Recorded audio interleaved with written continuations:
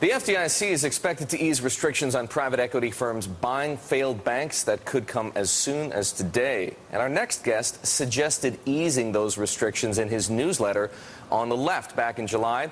Randy Schwimmer is head of capital markets at Churchill Financial, a firm that helps private equity funds structure deals and fund them, more importantly. Randy, the debate here seems to be about protecting taxpayers on the one hand and creating enough incentives for private equity to come in on the other hand. It is a delicate balance for the FDIC to strike. It looks as though they're prepared to give some ground.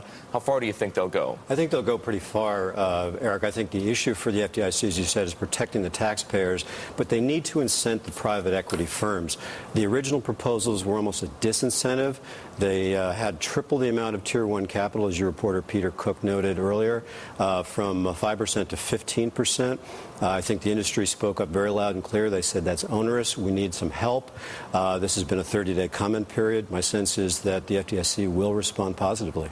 Okay, the issue from a taxpayer's perspective is that we shouldn't be giving money away to these firms. People like Wilbur Ross say that they'll never invest in banks under those previous terms, so maybe these will enough to mollify Wilbur. But really, give us a sense of what you think, what kind of return a private equity firm should be limited to, or at least should consider reasonable doing one of these deals. Well, the key with private equity being private capital is that it's their money that's at risk, not the taxpayer.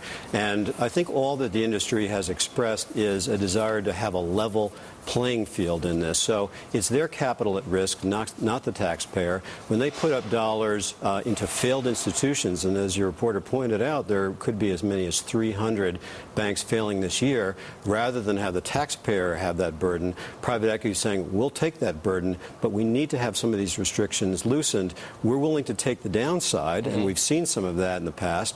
We need to be able to share with our private partners the upside as well. But the upside, can the upside be unlimited? Because, I mean, I just think about Chris Flowers, a name I don't need to define for you, but obviously a former Goldman partner, a noted private equity executive back in February. Right. And I've just remembered this ever since he said it.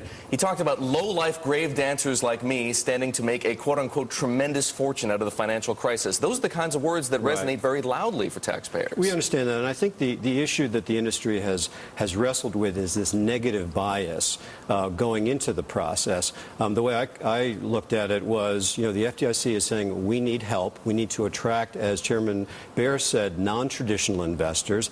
But at the same time, they're looking for a lifesaver, but they're also saying we need to raise the hurdle.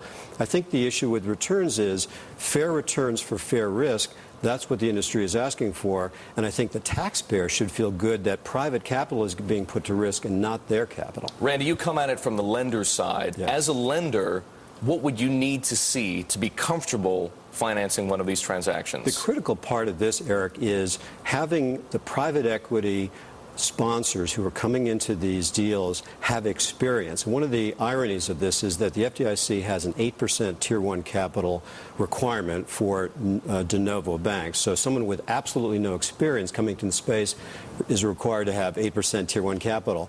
Private equity, which has tremendous experience in the space, is being required right now to be at 15%. Right. Okay, that doesn't seem reasonable. Doesn't seem reasonable. Even at 10%, you're talking about a 25% premium. So the key is, to answer your question, experience in the space, and the private equity sponsors such as Blackstone and others and Flowers that you mentioned, who have tremendous experience in the space. They're the ones that I think are going to be important. One quick question. One of the things that the FDIC did want to do is somehow obligate the private equity firms to support these banks going forward. There seems to be something reasonable there, though. Absolutely. And I think that in all of this, the FDIC has been making the right noises over the last 30 days, saying, we hear you. They've been listening very carefully during this 30-day comment period, and I think it'll be a positive outcome. Randy, thank you so much. Randy Schwimmer from Churchill Financial joining us on the FDIC.